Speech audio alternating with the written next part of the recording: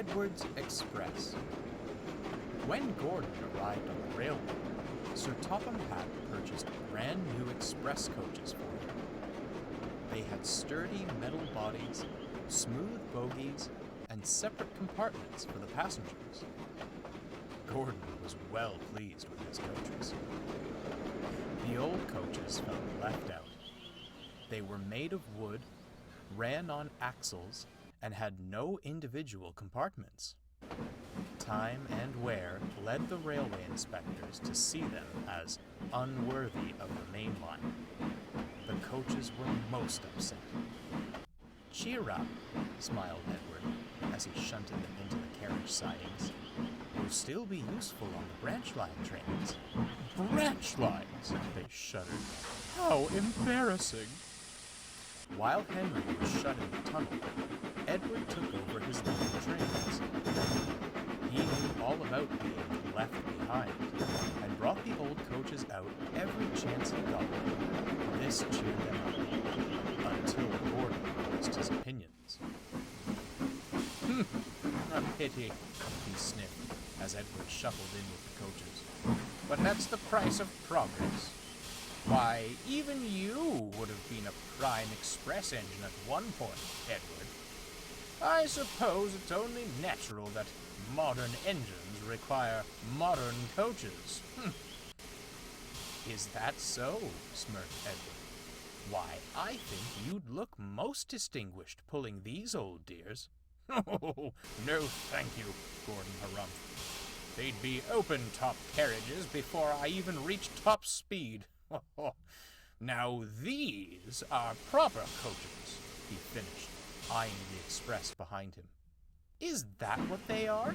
I thought someone had stretched out the goods vans, and you were doing some real work for a change," laughed Thomas, as he shuffled past with some trucks. Edward couldn't help but chuckle, and Gordon fumed out of the station. His mood didn't improve on the main line. They were running well. Too well. "Settle down, Gordon," scolded the driver. "You'll do a number on yourself. Make no mistake." Real work, muttered Gordon. "I'll show those engines a thing or two about real work." The next morning, Gordon tried to leave the sheds, but he couldn't. "What's happened to me?" he groaned. The crew inspected him and quickly found the problem. "Something's wrong with your tender brakes," sighed the fireman. "And with how you were going about yesterday, I'm not surprised." "And you thought the old coaches were the ones who would fall apart," laughed Thomas. Edward shot him a look. "This is no time for teasing, Thomas. The express must go out on time." "And how?" grunted Gordon. "You aren't strong enough to pull those coaches, Edward." Edward glanced at the coaches in the carriage sidings, and then he spotted something else.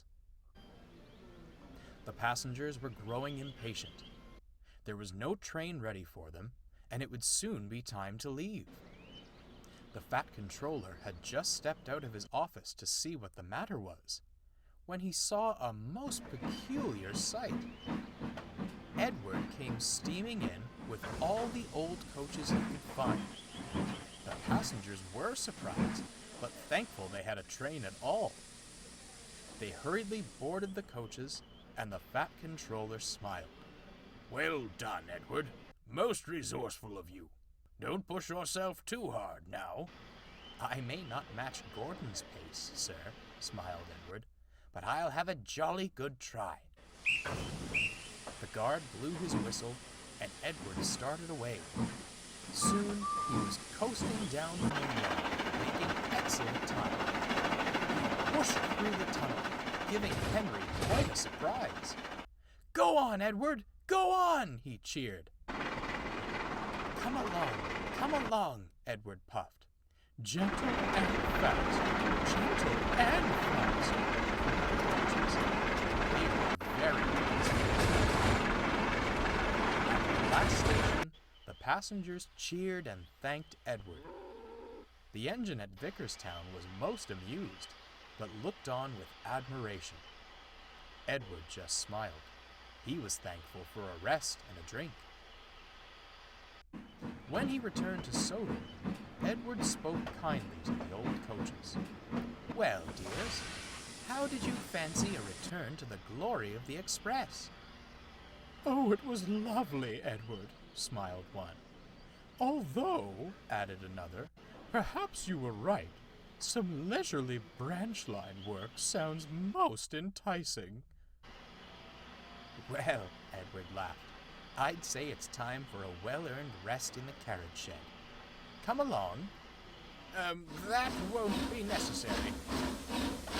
Gordon slunk up alongside. "The Fat Controller has given me temporary reprieve from the rigors of mainline work to rest my wheels," he stated grandly. "I shall escort these fine coaches to the shed." "That's not what he said," smirked Thomas. "He said you were to shunt in the yard until you learned not to be so big in the smoke box." "Take us away, then. Double quick. Chop, chop," ordered the old coaches. Edward and Thomas laughed. Gordon went red in the face and shuffled silently.